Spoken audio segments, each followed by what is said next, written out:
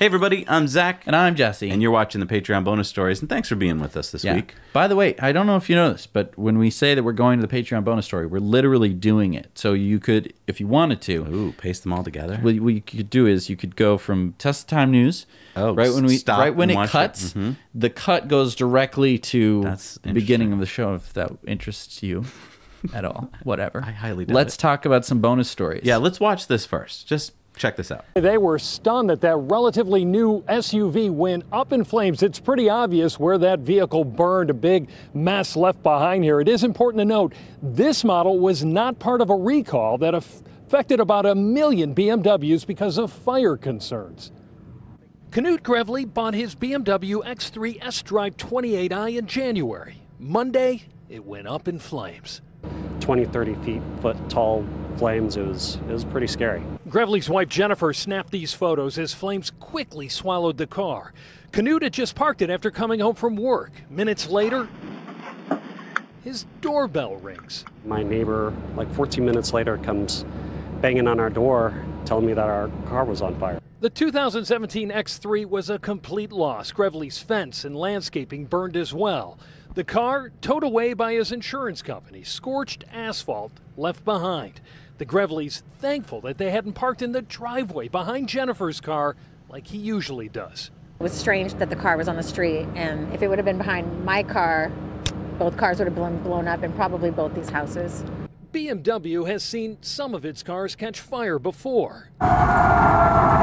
Some parked BMWs spontaneously bursting into flames for no identifiable reason. That was the subject of an ABC7 and ABC News investigation last year. ABC stations found more than 40 fires occurring in parked cars across the country in the previous 5 years, involving vehicles that did not have open recalls for fire-related issues. Months later, BMW issued 2 recalls covering about 1 million vehicles over concern about the risk of fire for certain parts in those cars. Grevely says the dealership where he bought the car wasn't very helpful. I reached out to Beverly Hills BMW, and they pretty much blew me off. They said, go talk to your insurance, and hung up. The Grevleys are still rattled by the fire and say it's important that BMW and the public know what happened. I don't want this to happen to another person. Someone could die, a baby could be in that car, our son could have been in that car. I'm upset and angry. Now, Eyewitness News has shared the Grevely story with BMW North America. The company says it's reaching out to the Grevleys to determine if it can investigate this case, but it has no comment right now on the cause of this fire. Let me just ask you a question. Yeah. If I just changed one word in that story, Jesse, if I changed BMW to Tesla and I showed you that story, what would you be doing right now? Everyone would be mad at Tesla. Yeah, we would not be hearing the end of it, right? This would be front page news. There's no pages anymore, but this would be front something. This front would be web page news. Right. It would be Tesla cars blowing up right and left. Because I want to point out, these 30 cars that this TV broadcast just told you about in the past 5 years that went up in flames for no apparent reason, those are 30 cars that they covered in the LA area. Right. Yep. That's just 30 BMWs that they covered that they knew about in the LA area. Right. Those were not the world. No.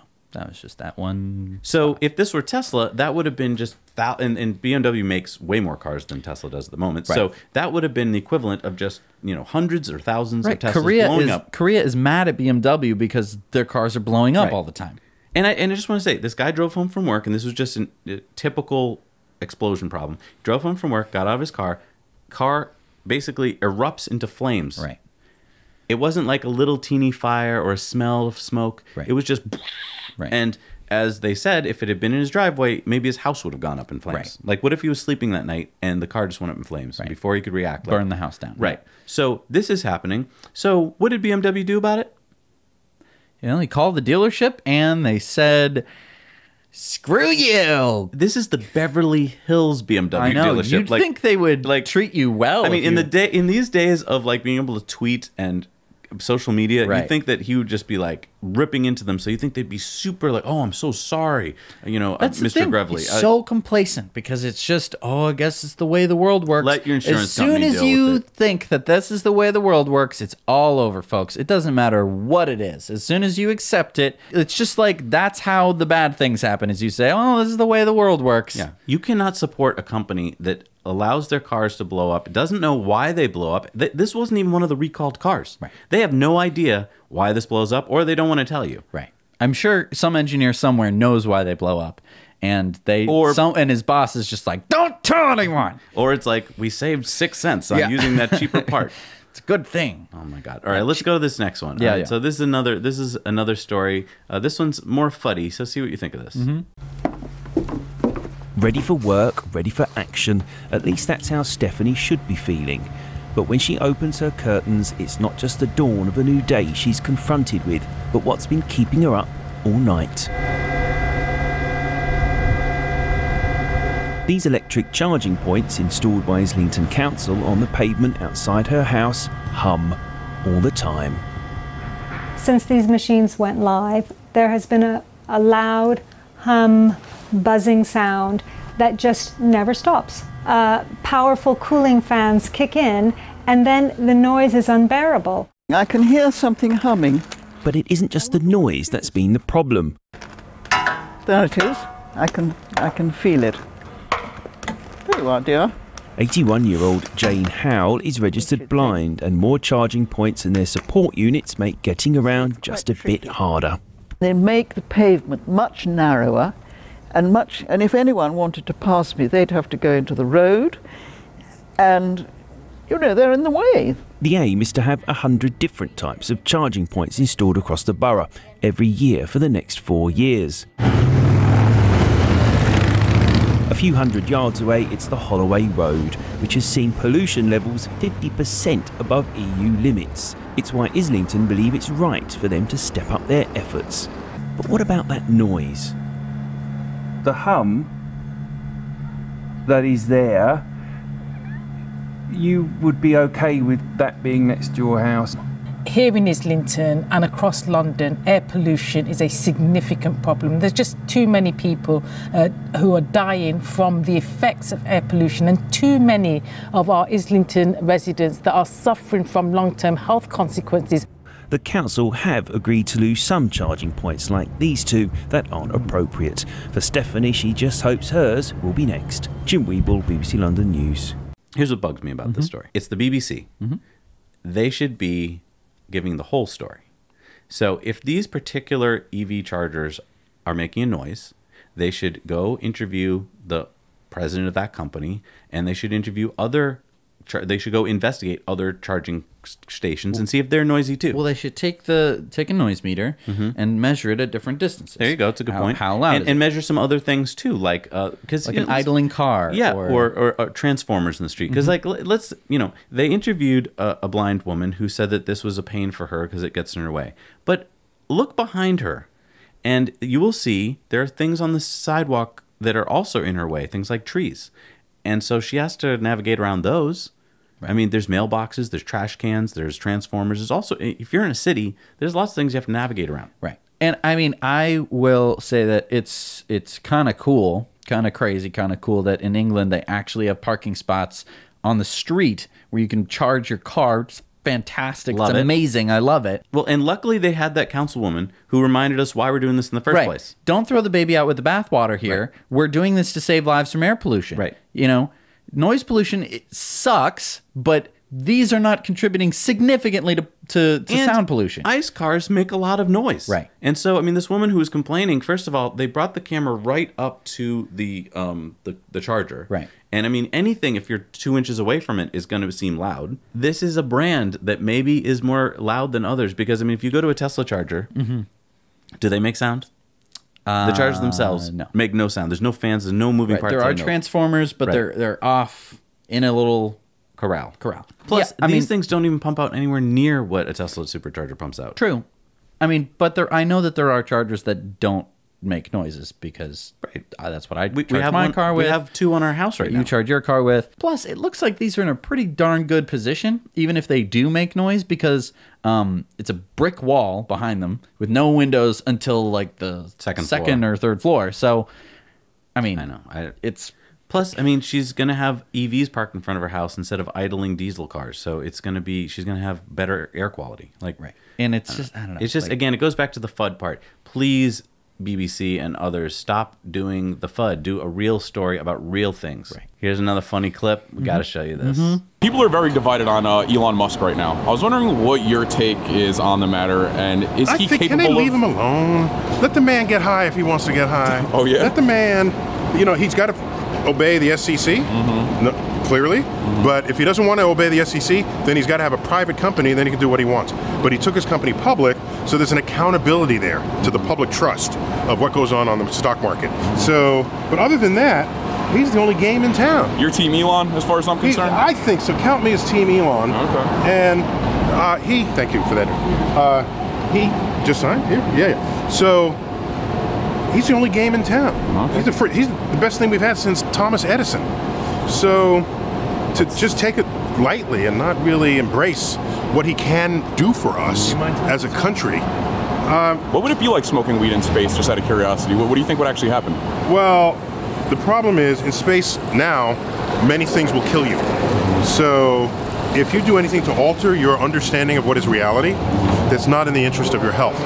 So if you want to get high in space, you're like, lock yourself in your cabin and don't come out, because you could break stuff. Fair enough. Inadvertently. Okay. That's how that goes. All right. So this is Neil deGrasse Tyson, and he is just said on TMZ that he's now on Team Elon, which I'm all for. But he said this funny thing. He said Elon is the best thing to come around since Thomas Edison. Now, Neil, if you're watching, why compare him to Thomas Edison? Read up on Thomas Edison.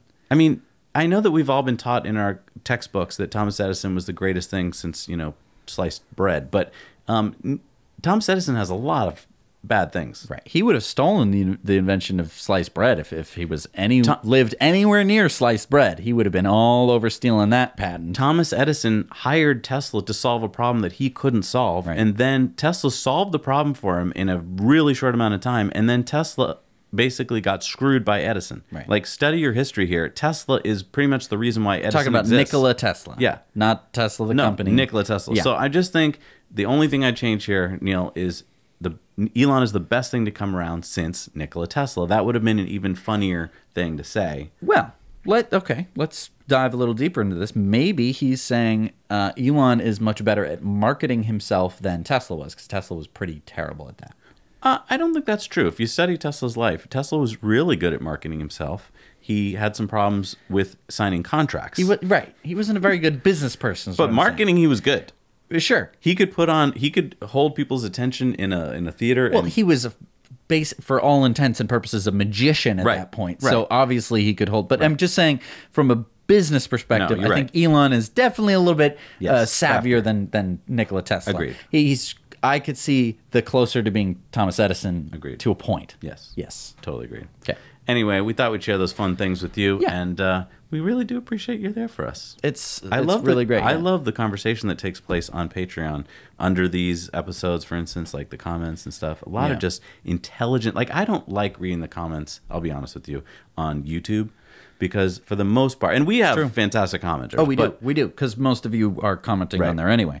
But they tend to get a little bit like first, and then all this other kind of... Well, no, not even first. I don't mind the first. What I mind is somehow someone who's like never heard of Tesla was recommended our Tesla Time News, and they come in, and it's like if they just sort of stumbled into like some kind of a gala or something, and they just sort of stumbled in there. I don't know why they have two pistols. I imagine it's like a cowboy coming in.